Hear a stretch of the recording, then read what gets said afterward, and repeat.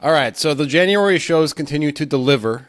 Night of Seven Kingdoms continues to occur. There's been 3 episodes now, and we are going to talk with spoilers for those who haven't seen everything, just so you know.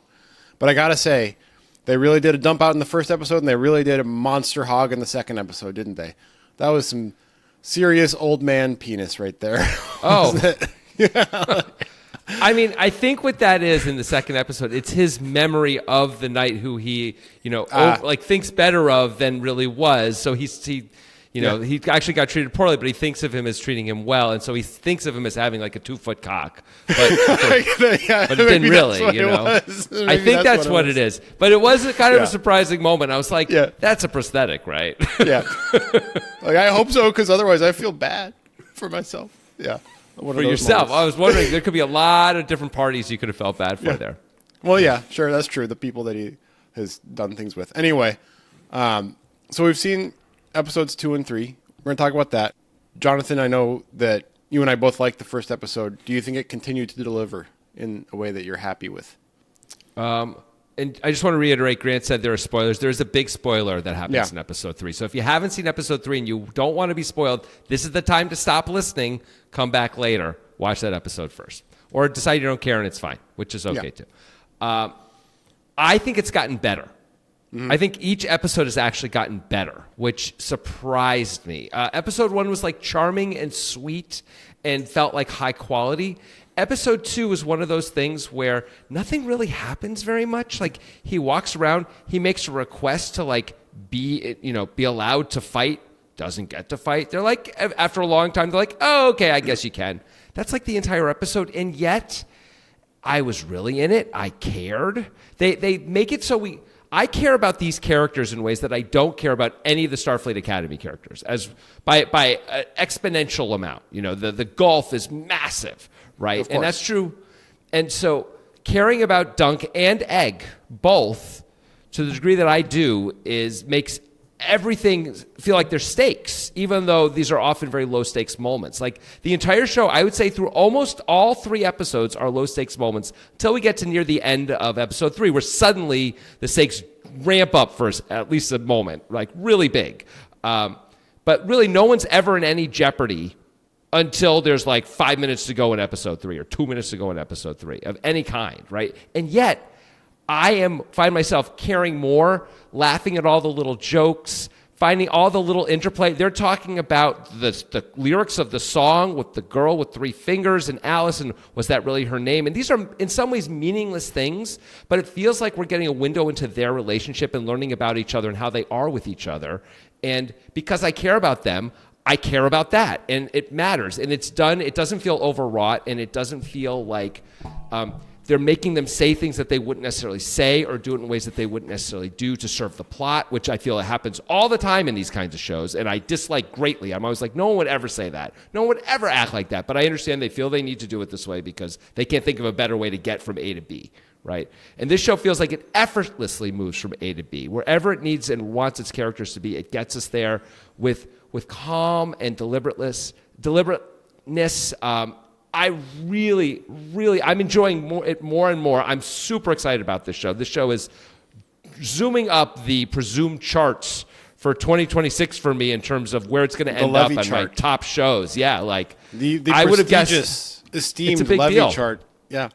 I mean, The Pit was number 1 in a tier all by itself last year. You don't think I got a handwritten card from Noah Wiley about that? You bet I did, mister. Just because you're his cousin, that's not fair. It was still nice, though. Yeah. It's still nice. I'm hoping to get one of those Tom Cruise cakes at one point, but I got to get Tom. Tom Cruise is. What's a Tom Cruise cake? Oh, is it Tom made Cruise, of like no sugar? I'm guessing. That is not true. Actually, there's a cake that Tom Cruise sends to something like 1,300 people every year. I think it's around Christmas, and it's supposedly like essentially the best cake in Hollywood. And he has like found it, and he like locks them up for like a month, where he's like, just make cakes for my people and send them out. And it's like a known thing. To get a Tom Cruise cake is a really big deal. It means you're like on his list. And it's supposedly like a $95 cake or $120 cake or something like that. And it is supposed to be absolutely magnificent. I haven't gotten one, can't say. So don't know for sure. Would love to get one, Tom. Would love to get Would love to get one. I would think it was Just more saying. likely, knowing what I know about Tom Cruise, that he actually bakes these cakes. He's like, I'm going to become the best fucking baker in the world. Fuck everybody else. I mean, I'm Tom it's fucking not Cruise. impossible. Yeah. There's not enough danger in baking, though. He has to have a reasonable chance to have plausibly died without trying to kill himself. Otherwise, it's not worth doing. You know what I mean? So they could say at his thing, he was just a daredevil. He wasn't trying to commit suicide when he died, right? That's really important, I think, to Tom, because, I mean, isn't he going to be like fighting in space next? I mean, I thought they canceled that. I don't know. Oh, did they? I don't know. Yeah. He's going to be doing something where, it's going to be really dangerous, and he'll really be doing it, even though he's like 65 years old, and it's eventually going to end in a headline, like in a variety headline. Tom And we're Cruise gonna be like, accidentally he bakes died how he himself lived. into a cake and dies. But the cake was delicious. Yeah. Yeah. So how about you? So that's my quick take without saying any more about Night of the Seven Kingdoms. First 3 episodes. Do you agree, disagree, or are you somewhere in the middle? I agree that I still like it, but I think I liked the first episode more than you liked it. Remember, I said it was a 9 or better out of 10, and you said it was an 8 out of 10. I was already there with it being a 9 or better, and I think I just feel like it's about the same still, which is good. I mean, I'm happy with that for sure. I don't think it's gotten necessarily better. It's nice to see that. I was not needing there to be a big moment in episode 3 to be happy that the show they waited till the end of episode 3 for there really anything of any significance to happen, and I didn't need that, so that's a really good sign. It's almost a concern that's like, oh, did you drop the hammer too early on that? Could you have should we have wallowed in this pit of joy for a little bit longer before dropping the hammer? But I do agree that it keeps you engaged without much happening, which is, I think, a really big deal and a really good sign for the future of the show, assuming that they keep everything intact as far as who's in charge and who's writing and the vibes of the writer's room or whatever. Because that means that it can be good without it having to have big plot moments. It's the opposite of a melodrama in that way, which is really important. And this is not to spoil anything for you, Jonathan, because I know you haven't seen Shrinking episode 1, and I know you, Chris, haven't either, and we're all big fans of that show. Season 3 just came out. I saw the first episode, and I'm concerned. I just want to say that about that. We'll talk about this later after you all watch it, but what I know about Shrinking, and this is not a spoiler at all because I'm talking about season 1 and season 2, is the thrust of season 1 was that his wife was dead, right? So we had that going on, and that was like the main thing driving everything. And they found something really good in season 2 where they're like, how about if we treat the character who drunk drove and killed the wife in a way that's never been treated before on TV? And that character became a very interesting piece of that and was the main thrust of that season. I'm not sure if we have anything left to thrust upon with the show, and that's a concern for me. And it needs that thrust, whereas I feel like Night of Seven Kingdoms doesn't. Now, part of that is the world building that's already been established by other shows and the lore in general, which helps a lot. So dropping us into this universe, if it was just medieval, Europe in real world and that was supposed to be happening, would we be enjoying it as much? I think Chris actually mused on this in an email to us. And I think the answer might be yes because of how well it's made, but I'm not entirely sure. It's incredibly hard to separate it out. Yeah. Right now, I think the familiarity adds little touches that we otherwise wouldn't get. For example, and here comes the full spoiler, the end of episode 3, Dunk tries to save the lovely lass who he's been eyeing the whole time from unjustly getting her hand broken and who knows what else. And he comes in and beats up the prince and then gets himself captured, essentially, and they're about to knock all his teeth out and probably kill him. Very clearly, they're going to eventually kill him or torture him. It's going to be horrible. And so, first of all, the first thing we know is because we know this world, we understand that exactly what's happening is not wild or crazy or unanticipated, right? You do this kind of shit in the world of Game of Thrones, this is what happens to you. And so it doesn't feel unjust. And yet we understand Dunk's issue before he sees it, and he takes a moment to almost decide, am I doing this? And then feels like he has to do it. And there's something beautiful about that. But we know he knows as well that this is essentially, he might be killing himself by doing this. A lot of the time he's going to end up dead from doing this. But also the cruelness of the prince is something we understand. We've seen those in power acting this way. And then also when Egg comes in at the end and reveals himself to be a member of the royal family to whatever degree, or the younger brother, and orders the guards, we immediately understand like that they will listen to him, and the power dynamic has shifted, and we sort of get what it all means right away because of our familiarity with Game of Thrones, right? In a way that if it was just a normal fantasy show, it'd be a little less clear what the lines were around this stuff, and I think it would make it a little less good, just that moment.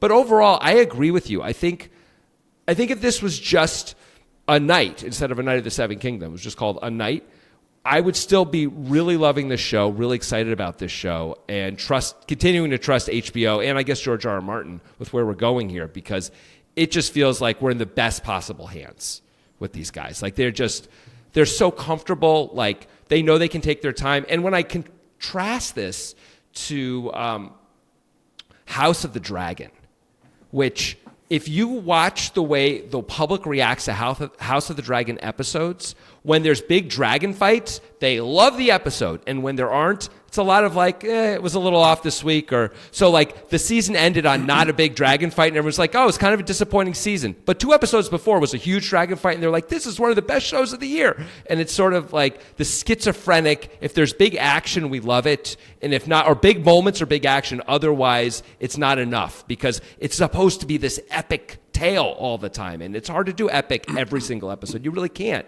You lose something. And in fact, I think House of the Dragon is correct to do epic like once every 3 or 4 episodes and try and have, waves of it. But the fans want it all the time, right? And so this show is not doing that at all. And so my expectations are different for it. But I think it shows you how good they are at this. I think it's the writing, but also clearly directing, the acting. These 2 actors feel like perfect for this role at this point. Like, how do you not love Dunk? Like the first episode, I wasn't totally sold on him. I didn't know. And now it's like, I feel I get his depths and where he's coming from. And he feels right to me. It just feels like that guy is that guy. The actor is Dunk. And it's very easy to watch. And I don't feel like I'm watching acting or production. I just feel like I'm watching these people move in the world.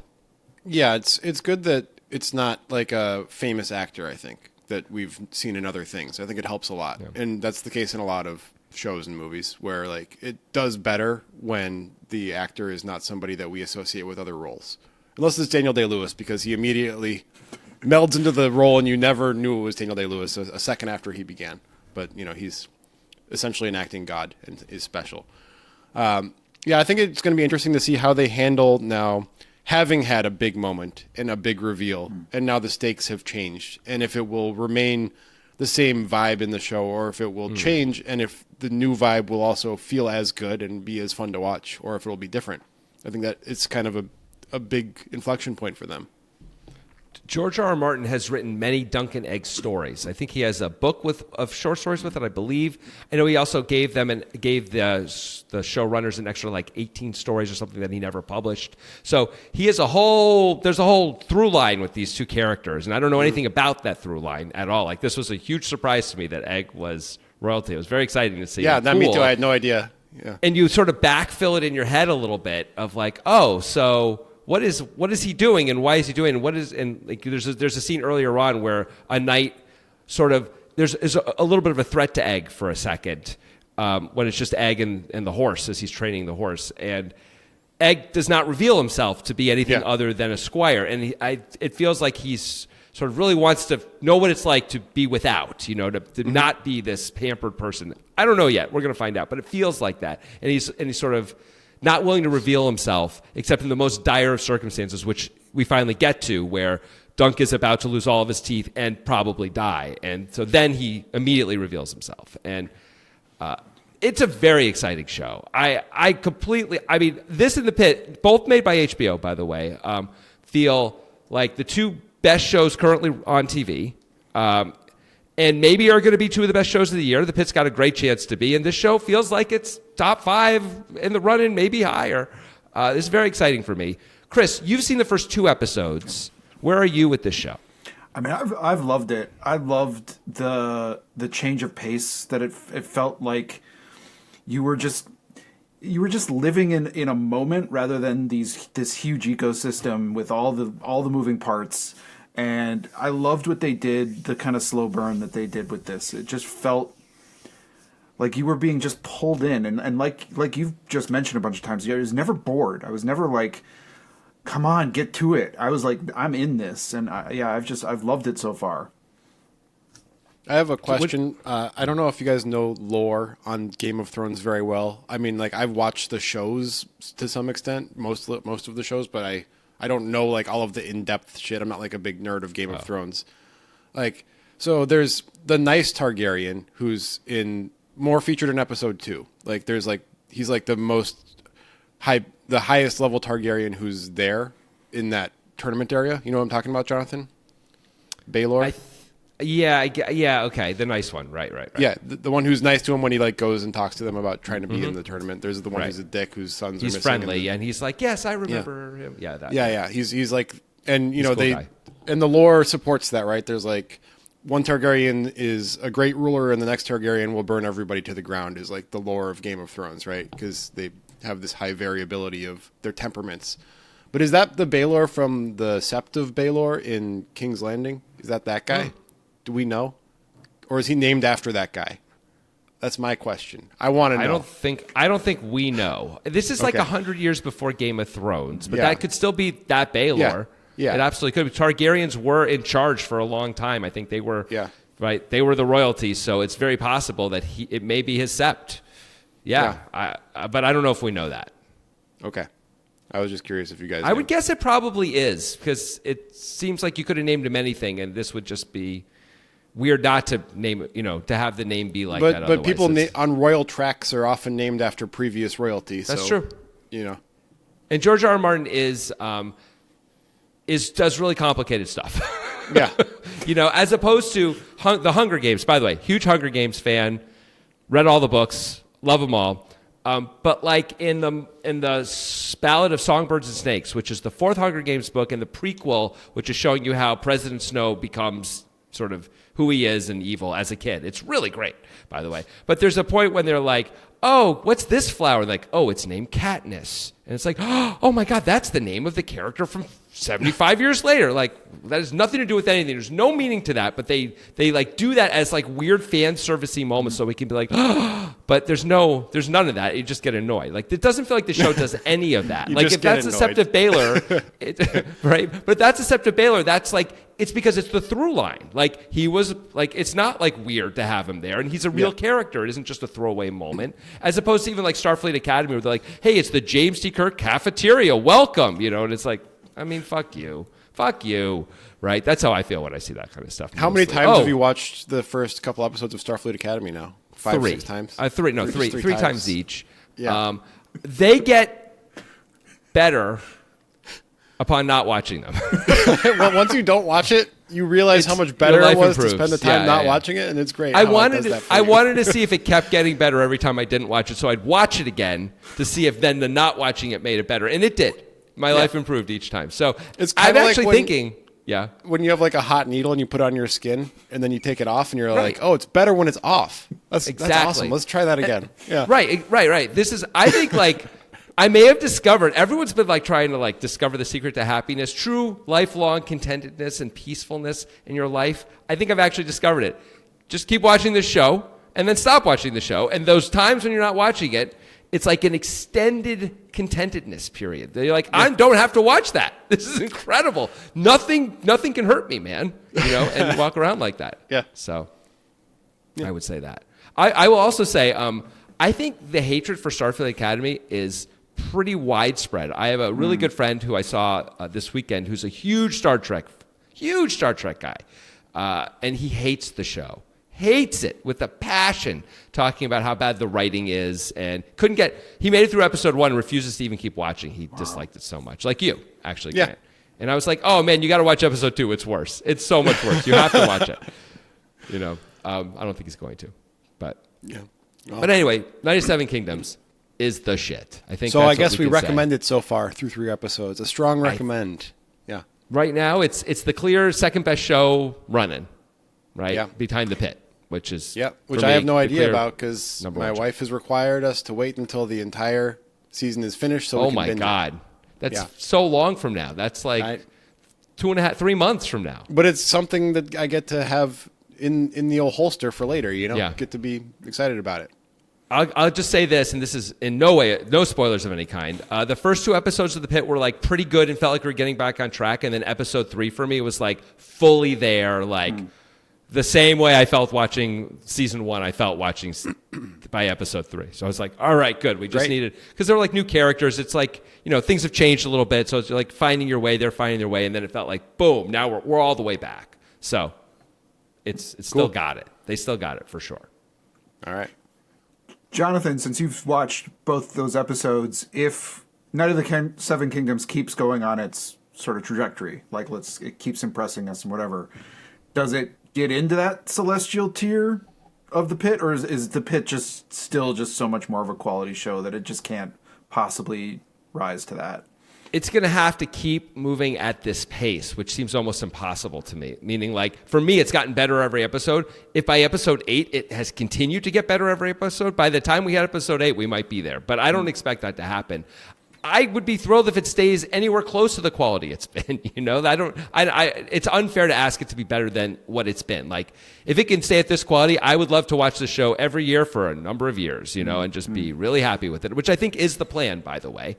I think it's going to be a yearly show, like The Pit. HBO's trying to do this more faster seasons thing.